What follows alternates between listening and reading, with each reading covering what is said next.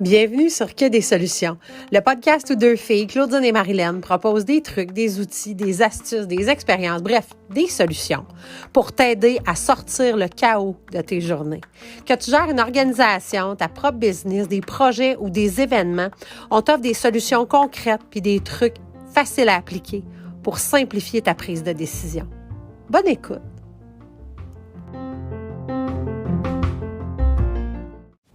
Hey, salut! Ça fait quelques fois qu'on se fait poser la question de nos communications, nos relations de presse. Est-ce qu'on rédigeait nous-mêmes nos communiqués de presse ou on les faisait rédiger par d'autres? Puis on a eu envie d'y répondre dans un podcast parce que ça faisait 2 fois qu'on expliquait ça à 2 personnes différentes. Et qu'on s'est dit, tiens, il y a peut-être du monde qui se la pose la question, puis qui nous la pose pas direct. Fait que nous voici. En fait, la question, la réponse d'abord, c'est dans la majorité des événements et des projets qu'on a gérés, parce qu'on portait un paquet de chapeaux, très souvent, on a porté le chapeau des communications et relations de presse, même si on déléguait certains aspects, que ce soit la gestion des médias sociaux ou les achats publicitaires. Le fait de porter le message, donc de communiquer l'information, de programmation, de lancement, quoi que ce soit, très souvent, ça nous incombait. Et pour avoir tenté de le déléguer, c'est qu'à certains égards, on finissait par faire une liste de points de forme, ou en tout cas tellement grande, que le communiqué était à peu près rédigé. Et on a tous notre ton et notre façon de communiquer, puis à plusieurs moments, pour l'avoir délégué, je me suis rendu compte que, OK, soit que c'était un ton très formel ou scolaire, alors que non, on voulait être très bon enfant, et pourtant, je le précisais, on veut quelque chose de familier, de relax, ou encore, c'était justement quelque chose de plus décontracté, puis là, non, on a vraiment besoin d'avoir un niveau de langage qui était plus élevé, qui était plus de niveau collégial ou universitaire. Puis là, je dis ça pour le niveau de langage, là, un peu comme quand on dit à ChatGPT, là, décris-moi ça comme si tu l'expliquais à un enfant de 6e année. Là, fait que je suis pas en train de dire, le monde qui vont étudier à l'université sont meilleurs que d'autres. Vous le savez de toute façon, mon parcours atypique. Donc voilà. Donc, le communiqué de presse, tu peux très bien le rédiger si tu es gestionnaire d'événements ou de projets, si tu es gestionnaire de ton organisme. On a recueilli justement quelques trucs et astuces pour s'assurer de pas tomber dans des pièges faciles. Puis là, je parlerai pas de rencontres de presse ou de conférences de presse. Ça, on a eu des demandes, justement. On devrait faire une classe de maître complète sur des relations de presse plus humaines. Mais là, on était vraiment donc, est-ce que je peux rédiger moi-même mon communiqué de presse? Puis quels sont nos conseils pour s'y retrouver? D'abord, avant tout, systématiquement, comme dans toute chose, l'humain. OK? Point numéro 1, faut penser aux humains à qui on parle. Quand on est dans un communiqué de presse, on parle à des journalistes. Oui, on a l'intention de mettre ce communiqué de presse-là sur notre site web et donc il va parler à la population entière. Mais on est dans des relations de presse. On fait un document que l'on espère qu'il sera repris par des journalistes ou encore qu'il sera pris comme base par un journaliste pour venir nous interviewer, pour venir développer une nouvelle, une actualité. Le journaliste, il est en quête de faits. Il est en quête, donc, de l'actualité, de la nouvelle, de quelque chose qui est d'intérêt public. Puis, il représente lui-même un média très souvent. Fait que, tu sais, ça vaut la peine, ça, parenthèse, là, de faire attention de, tu sais, si vous avez, disons, votre organisation a été mise en valeur dans une reconnaissance quelconque qui vient d'un média ou qui est très associé à un média, bien, de venir préciser ça dans votre à propos ou de venir soulever ça puis d'essayer d'en faire une nouvelle, pas vraiment. Tu sais, un média ne parlera pas de la couverture d'un autre média tel que nous l'avons vu, tu sais, non.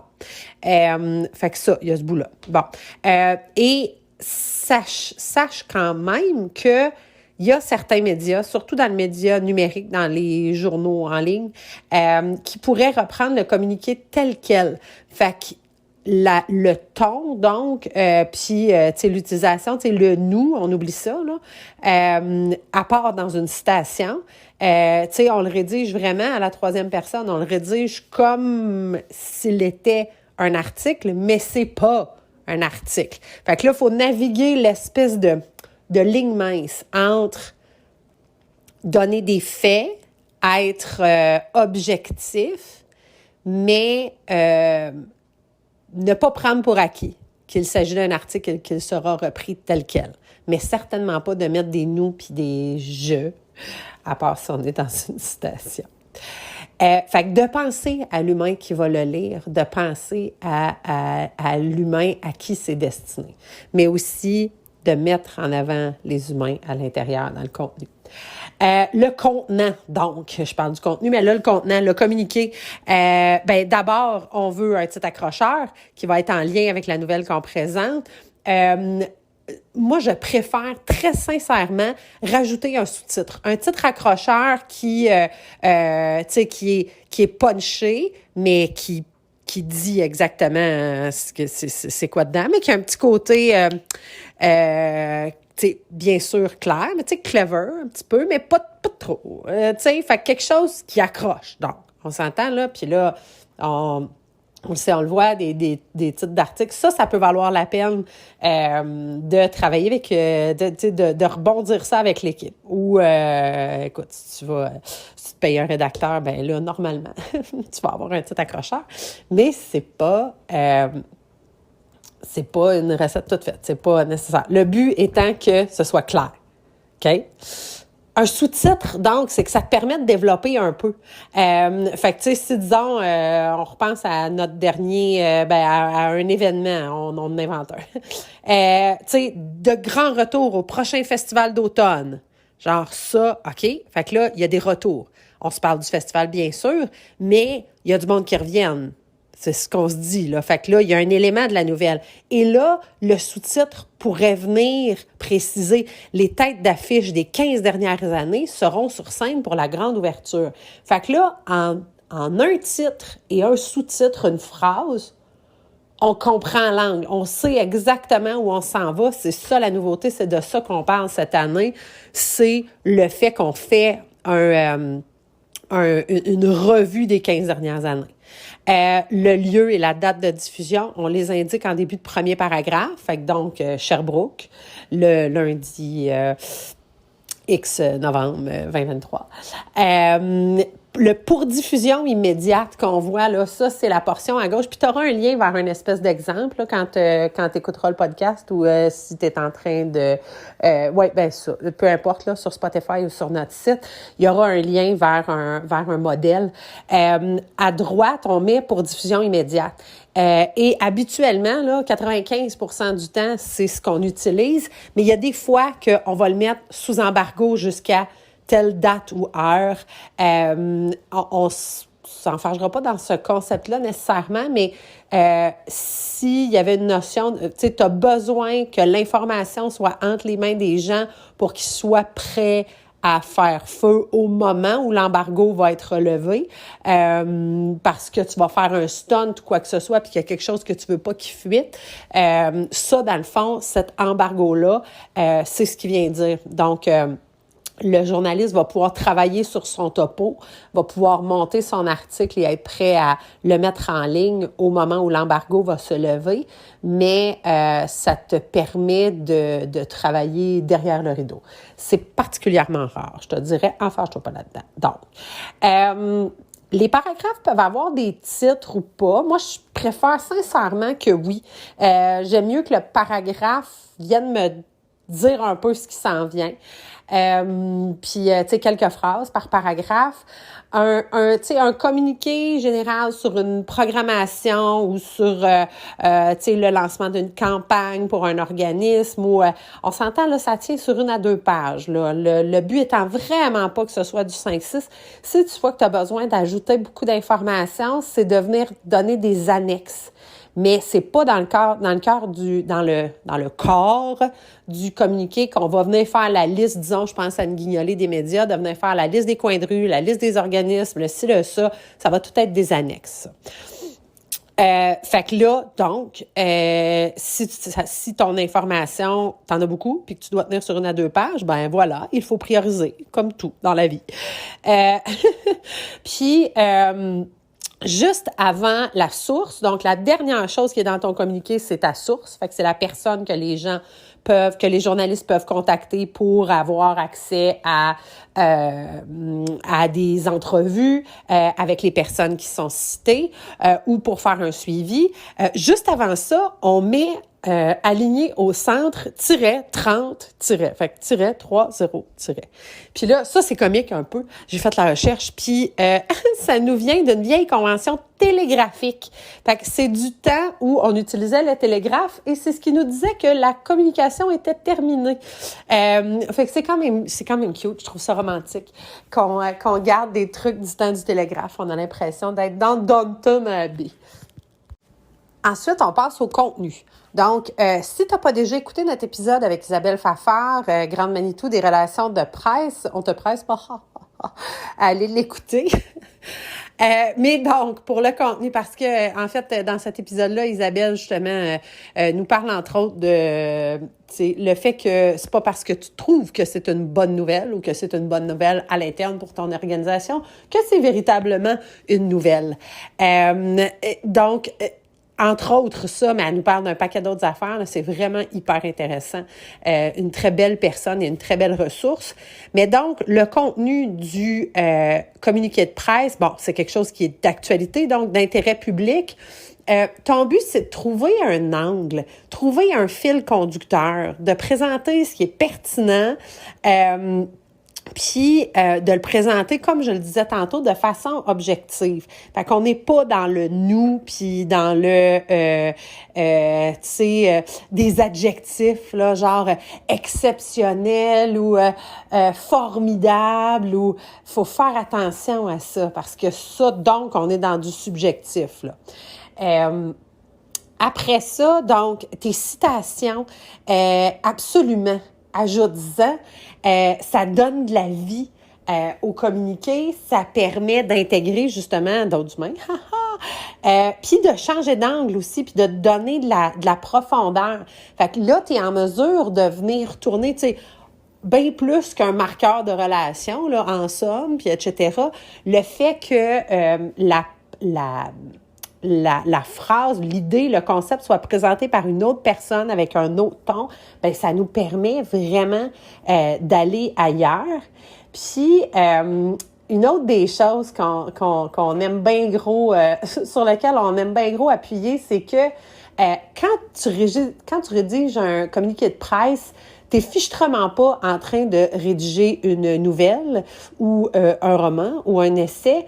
Le but, c'est de vendre le punch au départ. Fait que si tu as un penchant pour l'écriture créative, tu sais, tu es du genre justement à bâtir ton histoire jusqu'à arriver à un climax, à un punch. Là, on n'est pas là du tout. On vend le punch. Le but, c'est vraiment à l'intérieur des 2 premiers paragraphes que le lecteur sache exactement c'est quoi qui s'est passé, c'était où, c'est qui, c'est quand, comment, puis pourquoi. Fait que c'est vraiment là, on fait le tour des grandes questions journalistiques à l'intérieur du premier, sinon des 2 premiers paragraphes. Le but étant vraiment d'être simple et efficace. Puis après ça, on va venir développer chacun des concepts où on va venir donner un peu plus de viande, un peu plus de profondeur. Quand vient le temps de transmettre ton communiqué de presse, tu l'envoies à tout le monde en même temps et tu envoies ça à tout ce beau monde-là en CCI, s'il te plaît. À part s'il y a des gens, disons, des partenaires ou les gens que tu cites, que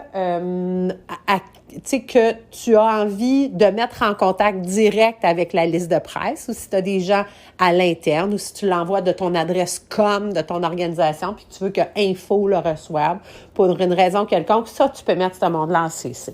Mais sinon, tu caches tout ce beau monde-là.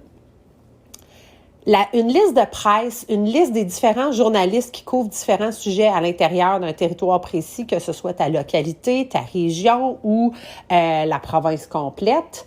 Puis là, je sais que vous êtes quelques-unes à nous écouter de l'autre côté de l'Atlantique, mais je me dis que ça doit marcher de la même façon, mais ce sera pas une région, ça va être un département.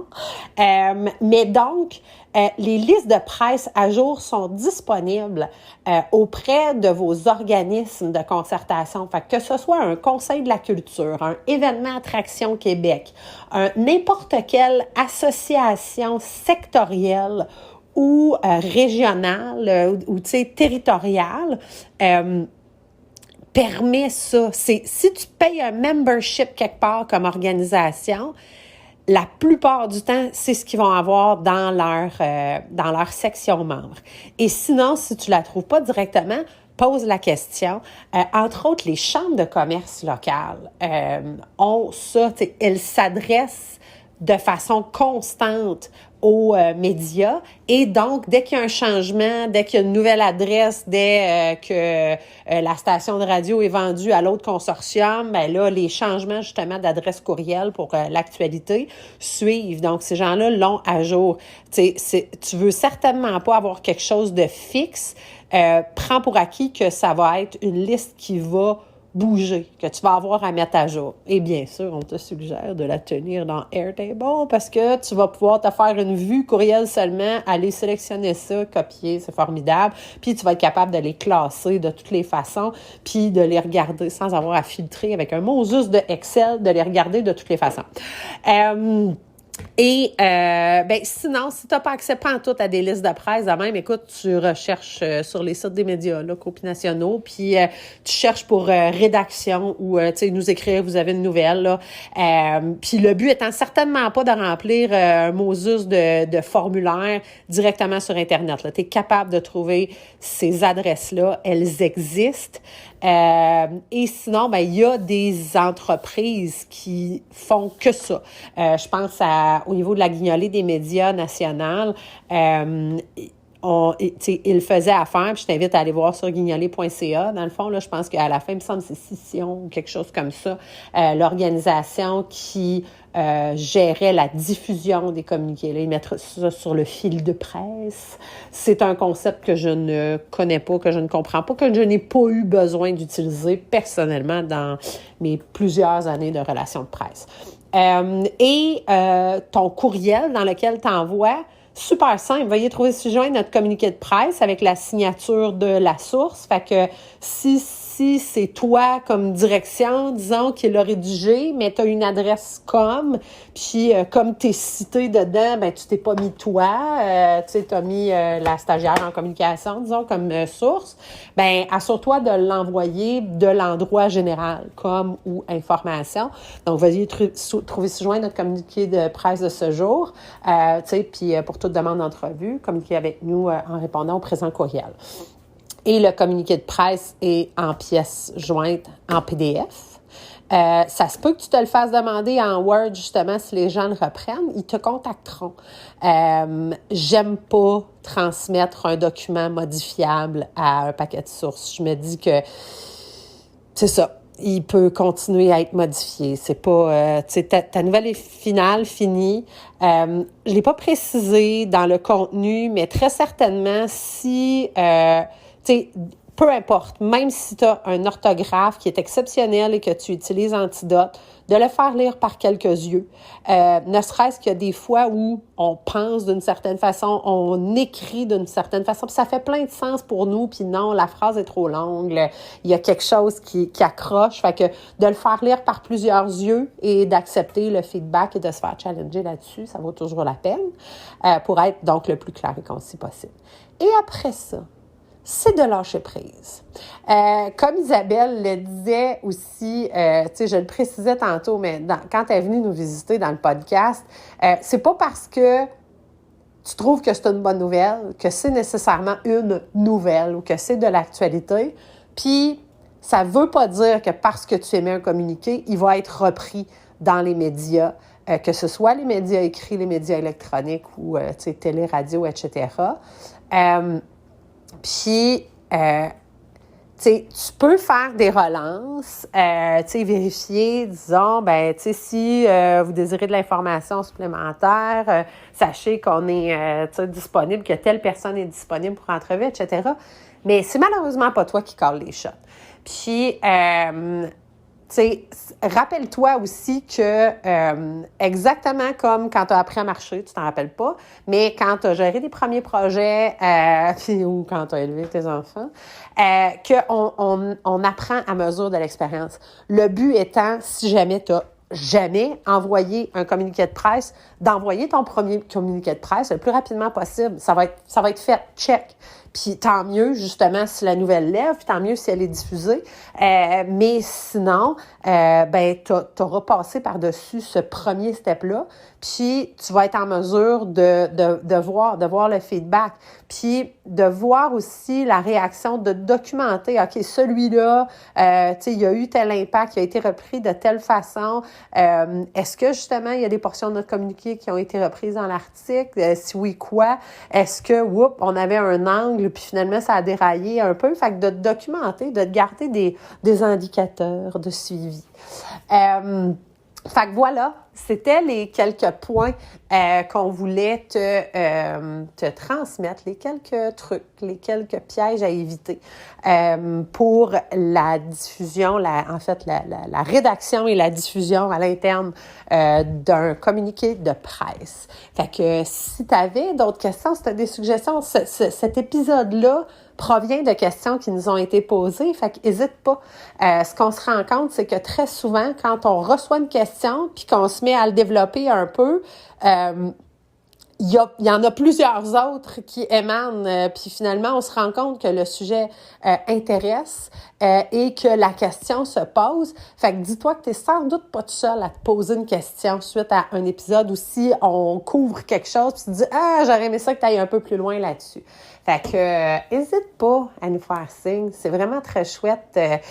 Autant quand on est dans la rédaction que quand on est dans l'enregistrement. T'es pas là, on t'entend pas, tu sais. Fait que de savoir, d'avoir tes réactions, d'avoir ton feedback, c'est toujours bien trippant pour nous autres. Fait que sur ce, passe une belle semaine.